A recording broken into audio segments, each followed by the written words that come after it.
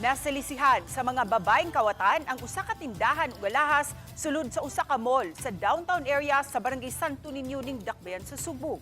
Ano ang report ni Alan Domingo?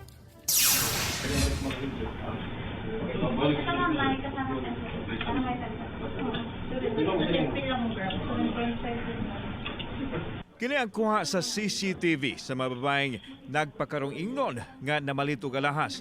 Ang mga babae nagsulob og bandana og face mask.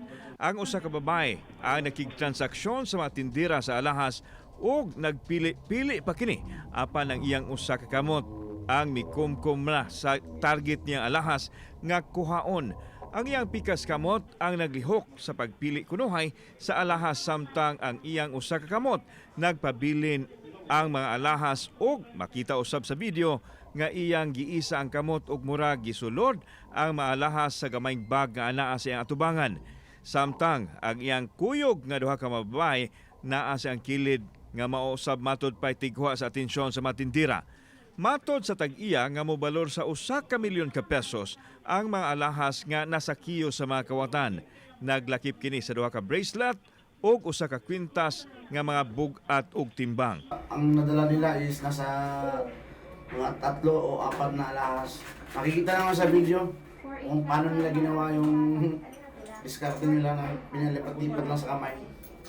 Una nini, nagdahom ang matindera sa jewelry store nga regular customer ang mga babae kay murag datuon man usab ang pamorma nila kay naay mga gipangsulob nga mga alahas ug uwahin na nilang namatngunan nga dili mask ug bandana ra di ay ang gisulob sa babae ug dili hijab. Nasisi ko rin yung staff ko sa kapabayaan niya. Sa sarili ko rin parang may ano din ako na baka nagkulang din ako sa pag-remind. Yun, accept ako na yung mga mali sa empleyado, parang sa side ko rin, meron din siguro akong mali kasi hindi ko talaga nila nare-remind ka palagi. Na-report na sa tag-iya sa kapulisan ang nahitabo ug padayon ang imbestigasyon.